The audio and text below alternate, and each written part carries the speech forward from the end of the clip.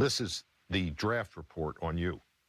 Basically, it goes poor build, skinny, lacks great physical stature and strength, lacks mobility and ability to avoid the rush, lacks a really strong arm, can't drive the ball downfield, does not throw a really tight spiral. System-type player who can get exposed if forced to ad lib. and gets knocked down easily. That kind of gets me fired up because I'm thinking, you know, what the hell do these people know? I mean, that sounds like Joe Montana right there. Joe Montana. As a kid who grew up 20 minutes from Candlestick Park, that's exactly who Tom Brady wanted to be. We used to be dyed-in-the-wool 49er fans.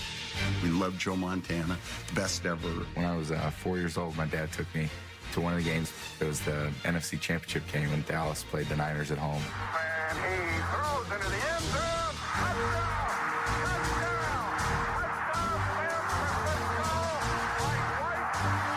We were sitting in the end zone when Dwight Clark made the catch. In the 2000 NFL Draft, the San Francisco 49ers were one of the teams looking for a quarterback. We knew all about Tom. Tom was from Sarah High School, right up the street here. At the Combine, when you watched Tom, you saw this tall, gangly-looking kid. Looked like having ever seen a weight room. Ran a 5.2 something. One of the slowest quarterbacks in the Combine. Does he wow you throwing the ball? Mm-mm. There were some other guys that could shoot it, and he had just an okay arm. Did his coaches at Michigan really stand on the table and say, this is the greatest thing since Joe Montana? No, not even close. They had to decide if it was he or Drew Henson. We even had a local combine in San Francisco where the kids from the local colleges or the local high schools can come by and have a workout. And Tom was there, and Bill was there. We were all there. And Tom, to be quite honest, did nothing that would say, hey, we need to draft this guy. His 40 time and that vertical jump. In 32 years of doing this, we talked about 576 quarterbacks. He was number 576. It's not really what my skill set is, but fortunately for me, that's not what quarterbacking's about either. If you're going to go somewhere and learn a little bit about quarterbacking, you might as well go the Bill Walsh School of Quarterbacking, of which Steve Mariucci is a pretty good offensive coach in his own right. Giovanni Carmazzi, quarterback of the Flying Dutchman of Hofstra, and he's the second quarterback pick. We had season tickets for the 49ers for 25 years, and we were just hurt. It just, we kind of took it personally, if you will. Giovanni Carmazzi, the quarterback who was ranked second on your board behind Chad Pennington. Tell me where he fits in this current quarterback situation. Well, he was probably the best quarterback in the draft as far as athletic ability. This is a fine athlete with a real future. We were sweating it out about the last 10 picks that somebody would take him. Then we heard later that others were just about to take him when we did. So that was one of our better choices. We're in the draft room. It was the 5th round. We already had 3 quarterbacks at the time. We had just signed our #1 quarterback, Drew Bledsoe, for a lot of money. How much time's left on the clock? 9 minutes and 18 seconds. I remember Belichick walking up to the board and said, wow, this Brady's still on the board. One of the real troubling parts was the Michigan situation, you know, the fact that really they were trying to replace him as their starting quarterback and say, okay, they don't really want this guy as their starting quarterback. They want another guy. Well, what's the problem here? You know, it's a little bit of a red flag there. The Patriots' first 5 picks were number 70, tackle Adrian Clem, who started just 10 games for them in 5 seasons. Running back J.R. Redmond, who finished his career with less than 700 rushing yards. Tackle Greg Robinson Randall, who lasted just 3 seasons with the team. Tight end Dave Stachelski and defensive lineman Jeff Marriott both never made the roster. And with the 199th overall pick, they selected a skinny quarterback from Michigan named Tom Brady. There's nothing we could really do about the whole Henson situation. We just had to evaluate what we saw, and we saw Tom time and again his senior year start the game off well, and then so many times Tom would come back in and rescue the situation and pull out the win for Michigan against great competition, the biggest game. He just took his opportunities and tried to make the most out of them. Brady made his share of rookie mistakes.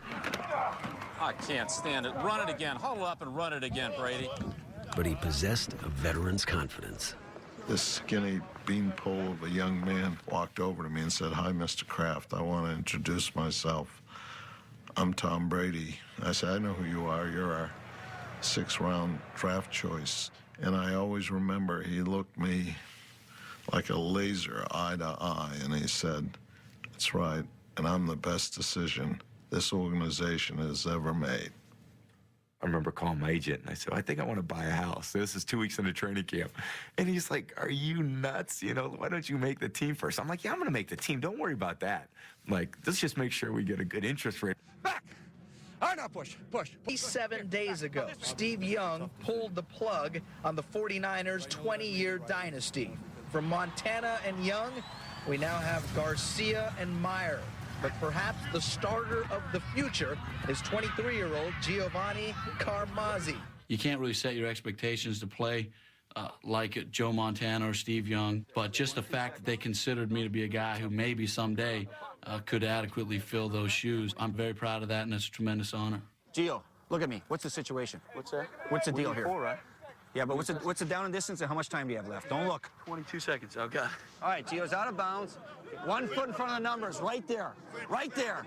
That's the difference between him making 5 yards and 12 yards. Here versus here. Put it where you want it. This kid had all the measurables.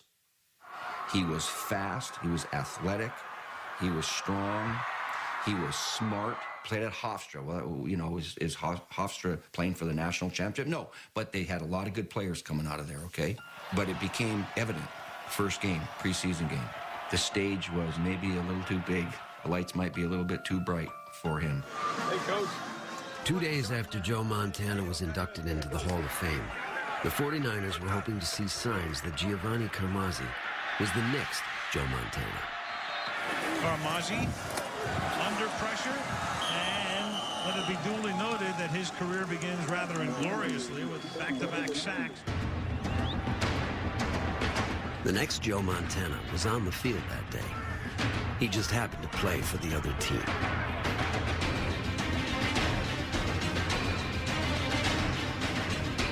And I think we walked out of that game feeling that we had probably taken the right guy. I'm telling you, when you get out on the field and another team wants to knock your head off, they've got to be able to handle that mentally and emotionally.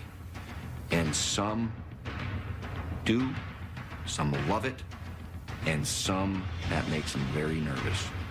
And they lose some confidence. To this day, I believe that Gio, he got off on the wrong foot against the Patriots in the preseason game. And boy, I think some doubt crept in. Carmazzi never appeared in a regular season game and was released after 2 seasons. Brady would go on to win 3 Super Bowls, but as a rookie, he would barely make the roster as the Patriots' 4th quarterback.